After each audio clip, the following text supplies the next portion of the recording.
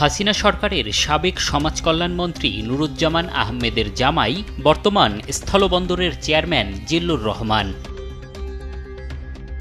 সরকার পতনের পর ৮ আগস্ট তড়িঘড়ি করে শেখ হাসিনার ঘনিষ্ঠ ছাত্রলীগ নেত্রী ফাতেমা আক্তার লাভলিকে বেনাপোল স্থলবন্দরের প্রশাসনিক কর্মকর্তা পদে নিয়োগ দেন জিল্লুর। অভিযোগ রয়েছে আওয়ামী লীগ নেতা ও সাবেক সমাজ কল্যাণ মন্ত্রী নুরুজ্জামানের নির্দেশনায় স্থলবন্দর থেকে আওয়ামী লীগের দুর্নীতিবাজ মন্ত্রী এমপিদের ভারত পাঠান জিল্লুর ও লাভলি।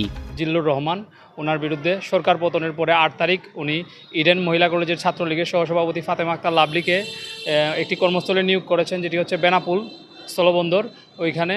আর ওনার ভাতিজাকেও নিয়োগ করেছেন তামাবিল স্থলবন্দরে। যার এর নিয়োগের মূল কারণ হচ্ছে ওনাদের এই দুজনের মাধ্যমে আওয়ামী লীগের বা স্বৈরাচার সরকারের যে দূষররা আছে ওদেরকে ভারত পাচার করার জন্য মোটা অঙ্কের অর্থের বিনিময়ে ভারতে পাচার করার সুব্যবস্থার কারণে। শ্বশুর জামাইয়ের অনিয়ম দুর্নীতি নতুন নয়। সুনামগঞ্জে মসজিদ মাদ্রাসার আড়ালে করতেন জমি দখল। তাদের হাত থেকে বাঁচতে ২০১৭ সালে থানা পুলিশের দ্বারস্থ হয় স্থানীয়রা। বিচার না পেয়ে জেলা প্রশাসকের কাছেও অভিযোগ দেয় অনেকে। সেখানেও বিচার না পেয়ে জনপ্রশাসন প্রতিমন্ত্রীর কাছেও দেয়া হয় অভিযোগ।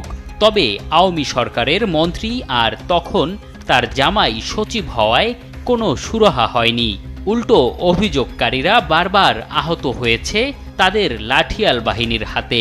ভূমি অফিসে ৩৮ দাগের উপরে অবজেকশন দিয়া আমার ৩৭ এবং ৩৮ দাগ উনি ওনার ক্ষমতা বলে উনি আমার কাছ থেকে নিয়ে গেছে। আমি আইনে কোনো করছি না, আমার পুলিশিভাবে বিভিন্নভাবে হেরানি করা হয়েছে।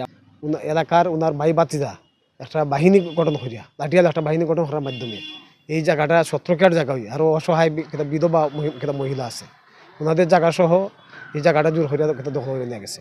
ওনার প্রভাবে কেউ কথা হইতে পারছে না।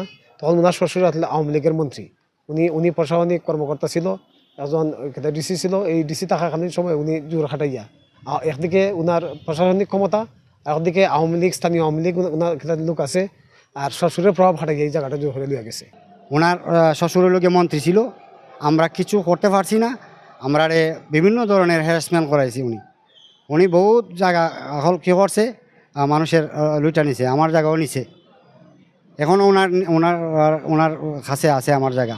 স্থলবন্দরকে লুটের রাজত্ব বানাতে জামাই জিল্লুরকে তদবির করে ২০২৩ সালে স্থলবন্দরের চেয়ারম্যান বানান হাসিনা সরকারের সাবেক সমাজ কল্যাণ মন্ত্রী নুরুজ্জামান। এম এ আজিম, দেশ টিভি, ঢাকা।